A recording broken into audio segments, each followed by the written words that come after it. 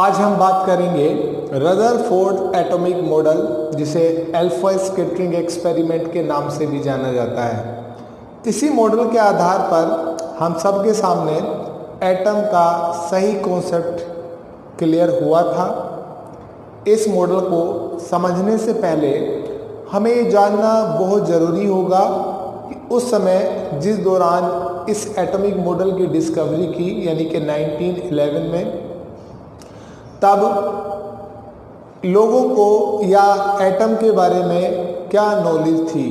लोग ये मानते थे कि पॉजिटिव चार्ज है एटम और वो पूरा स्पेस घेर कर रखता है, इसी से चिपका होता है नेगेटिव पार्ट। इसे प्लम पुडिंग मॉडल के नाम से या थॉमसन का एटॉमिक मॉडल के नाम से भी उस समय जाना जाता था।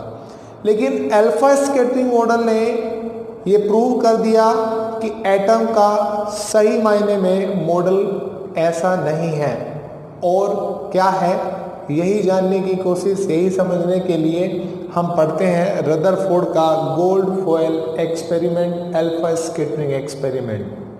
हम थॉमसन के एटॉमिक मॉडल में, जिसे हमने प्लम पुडिंग मॉडल भी कहा था, किस तरीके की कॉन्सेप्ट था। यहाँ पर नेगेटिव चार्ज पार्टिकल थे, ध्यान करिए, मैंने पिछले वीडियो में ये बात बताई।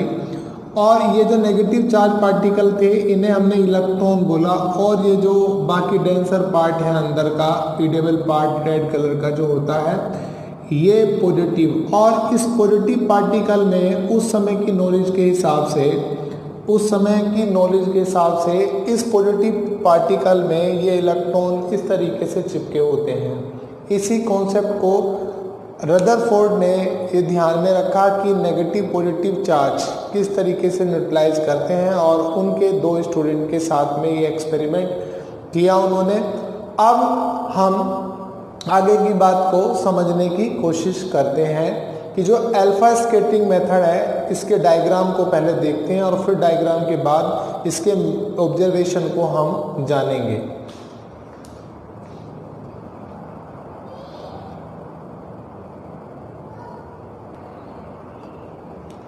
उस समय रदरफोर्ड के एक्सपेरिमेंट का सेटअप किस तरीके था, इस सेटअप को देखने की हम यहाँ पर कोशिश करते हैं कि उन्होंने क्या किया। यहाँ पर इस तरीके से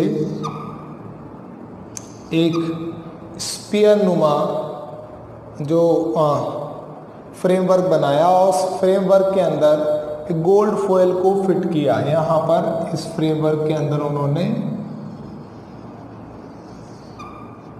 एक गोल्ड फॉयल को यहाँ पर फिट किया, और उसके सामने यहाँ पर एक कोई लेड का बना हुआ सोर्स रखा, और उस पर कोई रेडियो एक्टिव एलिमेंट यहाँ पर रख दिया, जैसे रेडियम आपका हो सकता है। इससे इस सोर्स और इसके बीच में उन्होंने स्लिट लगा दी, यहाँ पर स्लिट। और इस स्लिट के अंदर क्या था, यहाँ पर बारीक, इसके अंदर यहाँ पर एक छेद था, जिससे जो रेडियम है अपना, और जब वो रेडियम अल्फा पार्टिकल को स्कैटरिंग करेगा, आखिरकार अल्फा पार्टिकल होता क्या है, अल्फा पार्टिकल होता है हीलियम का पॉजिटिव चार्ज। ये अल्फा पार्टिकल होता है। Radio active element alpha particle को डिके करते रहते हैं। तो जो स्लिट है, इस स्लिट से यहाँ पर एक बारीक छेद बना दिया। जब ये रेडियम अल्फा पार्टिकल को यहाँ से रिलीज करेगा, तो ये स्लिट से बारीक छेद से निकलती हुई गोल्ड फॉयल से टकराएगी। ये अल्फा पार्टिकल स्कैटरिंग होगी, तो अल्टीमेटली क्या होगा कि जो अल्फा रेज हैं वो वहाँ जाकर के गोल्ड फॉयल को टकराएंगी।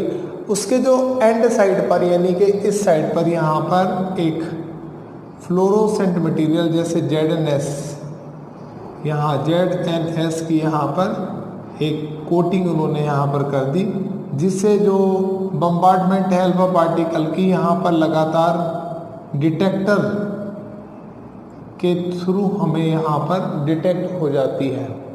तो अल्टीमेटली उसने देखा ये जो गोल्ड फॉयल है यहाँ पर, जब ये अल्फा पार्टिकल यहाँ रेडियम से यहाँ रेज निकली, इस तरीके से रेज जाएंगी तो यहाँ से टकराएंगी गोल्ड फॉयल से। अब ये जो गोल्ड फॉयल से रेज टकराई हैं वो यहाँ से इस तरीके से यहाँ पीछे ZNS पर स्पोर्ट यहाँ पर बनाएंगी, स्पोर्ट करेंगी यहाँ पर इस तरीके से। अब ये जो स्पोर्ट बनाएंगी यहाँ पर, अब उसने देखा कि यहाँ पर कुछ रेज जो है इस तरीके से एंगल बना के भी निकल गई हैं बाहर इस तरीके से, और कुछ ने एंगल ऐसे भी बना लिया है, यहाँ पे भी बना लिया है। ये सेटअप था उस समय जो रदरफोर्ड के एक्सपेरिमेंट का। और most of the alpha particle pass through the gold foil. यहाँ पर आप देखेंगे ज़्यादातर जो अल्फा पार्टिकल है वो इस गोल्ड फॉयल के, जो हमने गोल्ड फॉयल ली है, इस गोल्ड फॉयल के जो है वो पास कर गई हैं। वो क्या कर गई हैं? पास कर गई हैं। गोल्ड फॉयल जो अपनी है यहाँ पर, ये गोल्ड फॉयल जो है इसको यहाँ पर ये पास कर गई हैं। Most of the alpha particle pass through the foil without undergoing any deflection, बिना किसी डिफ्लेक्शन के पार कर गई हैं। सेकेंड पॉइंट यानी कि फर्स्ट पॉइंट आपके पास में क्या हुआ? फर्स्ट पॉइंट निकल कर के आया most of the alpha particle या अल्फा रेज, कुछ भी बोल सकते हैं, अल्फा रेज जो है वो विदाउट अनडिफ्लेक्टिंग हुए जो है वो इस गोल्ड फॉयल को पास कर गई हैं। फ्यू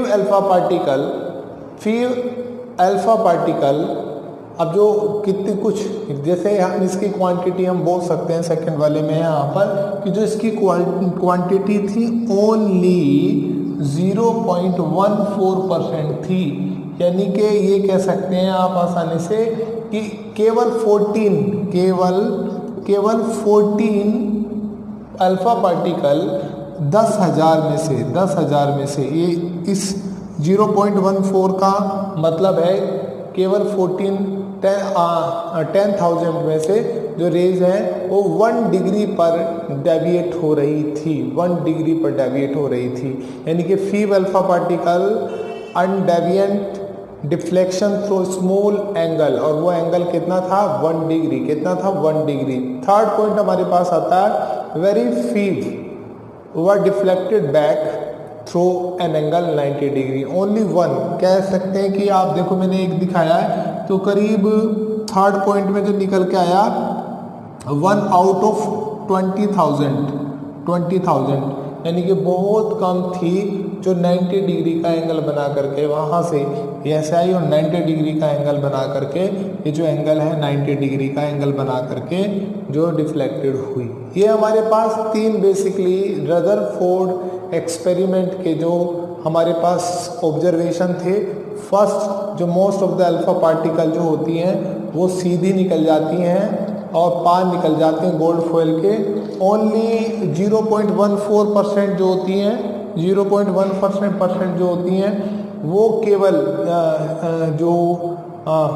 कुछ 1 डिग्री का एंगल बना के निकली हैं, और करीब 20,000 में से एक है जो 90 डिग्री का एंगल बना के निकली है। अगर प्लम पुडिंग मॉडल को देखें तो सारे के सारे अल्फा पार्टिकल जो है, अगर हम प्लम पुडिंग मॉडल को देखें तो ये हमारे पास प्लम पुडिंग मॉडल था जिसे थॉमसन का मॉडल कहते हैं। इसको अगर हम देखें तो सारे के सारे अल्फा पार्टिकल रिबाउंड हो जाने चाहिए थे, क्योंकि ये जो मैंने बनाया है डेंसर पार्ट, ये आपने देखा पूरा का पूरा क्या हुआ था, यहाँ पर ये पॉजिटिव पार्ट है और जब अल्फा पार्टिकल उस पॉजिटिव पार्ट से टकराएगा तो वापस आ जाना चाहिए।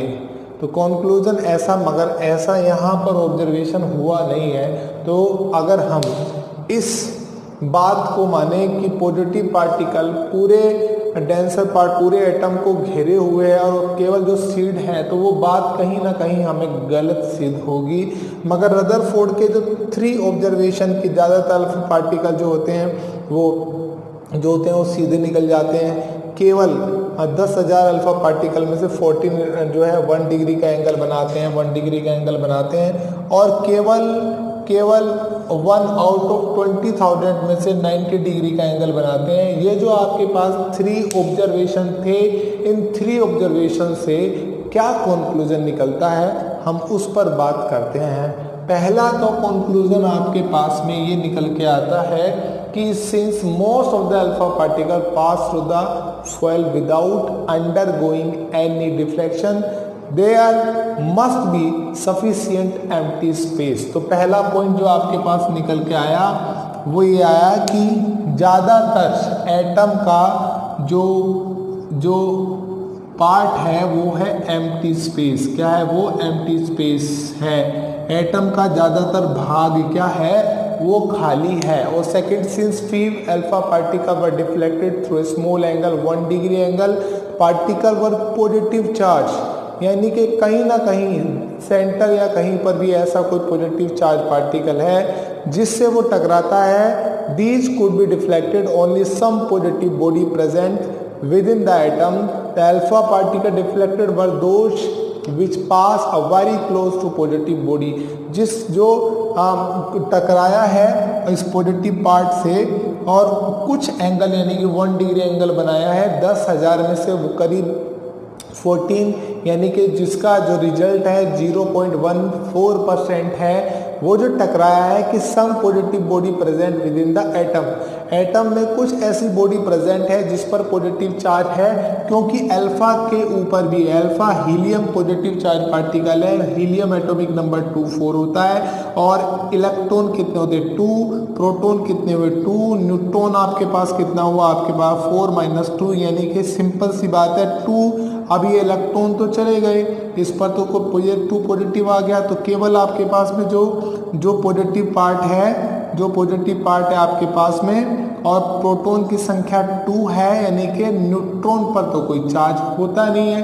तो सिंपल सी बात है, जब ये अल्फा पार्टिकल टकराएंगे तो किसी ऐसी बॉडी से टकराएंगे जिस पर खुद पॉजिटिव चार्ज होगा, तभी डिफ्लेक्शन हो सकता है, तभी वो रिबाउंड हो सकते हैं, वरना नहीं हो सकते हैं। तो some positive body present within the atom, the alpha particle deflected were those which pass very close to this positive body. तो सिंस आपके पास में यहाँ से पता चला कि कुछ पॉजिटिव पार्ट है, और थर्ड मोस्ट पॉइंट आपके पास निकल के आया कि alpha particle were deflected back.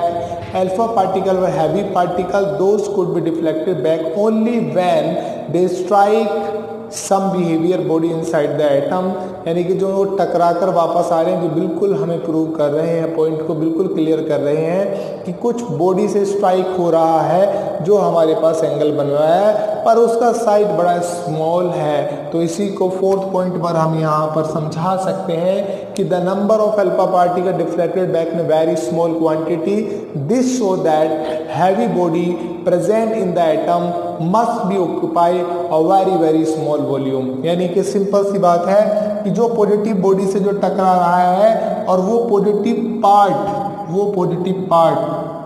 इतना छोटा है, इतना कम है, जिसको बता पाना कंपैरेटिवली टू पूरे एटम की बात। Since a number of alpha particle deflected back very small, this show that the heavy body present in the atom must be occupy a very small volume. जो स्मॉल वॉल्यूम है और वो centre में present है। वो कहाँ है? वो सेंटर में प्रेजेंट है। इतनी बात पता चलते ही एटम का जो कॉन्सेप्ट था, सोच थी लोगों की, वो बदल गई। आपका पॉजिटिव पार्ट है, ना कि थॉमसन मॉडल के हिसाब से जिस तरीके से पॉजिटिव पार्ट है और उससे बीज की तरह चिपका हुआ इलेक्ट्रॉन है, ऐसा नहीं है। इलेक्ट्रॉन की पोजीशन फिक्स नहीं है और वो इलेक्ट्रॉन घूम रहा है या अब फिक्स नहीं है। ये बात कैसे पता चली कि जो डिफ्लेक्शन हो रहा है, अब वो डिफ्लेक्शन अलग अलग जगह देखा गया। अब वो इलेक्ट्रॉन सपोज करो यहाँ पर घूम रहा है इस तरीके से, यहाँ पर इलेक्ट्रॉन, अब हमेशा जरूरी नहीं है कि जो पार्टिकल आएगा वो तो इलेक्ट्रोस्टैटिक फोर्स से यहाँ पर घूम रहा है इस तरीके से और सेंटर से यहाँ पर फिक्स है। तो जब अल्फा पार्टिकल इससे टकराएगा तो कुछ एंगल बना करके वो क्या होगा? रिबाउंड होगा। तो सिंपल सी बात है, सेंटर में क्या है? पॉजिटिव पार्ट है। अब बनने लगे, उसके बाद नई थ्योरी आई, बोहर थ्योरी, और बोहर थ्योरी को एक्सप्लेन करने के लिए हमें ड्रॉबैक ऑफ रदरफोर्ड मॉडल जानने होंगे। Rutherford model could not explain the stability of atom और पहला पॉइंट तो वो स्टेबिलिटी ऑफ एटम को नहीं बता पाए, ये उसका ड्रॉबैक बना। और दूसरा, did not say anything about the distribution of electron, electron किस तरीके से शेल में फेंके हैं या फैल रहे हैं, डिस्ट्रीब्यूटेड हैं, वो नहीं भाई। इन दोनों ड्रॉबैक को फोकस करके बोहर ने अपना मॉडल दिया, जिसे हम नेक्स्ट क्लास में एक्सप्लेन करेंगे और समझाएंगे। Thank you very much.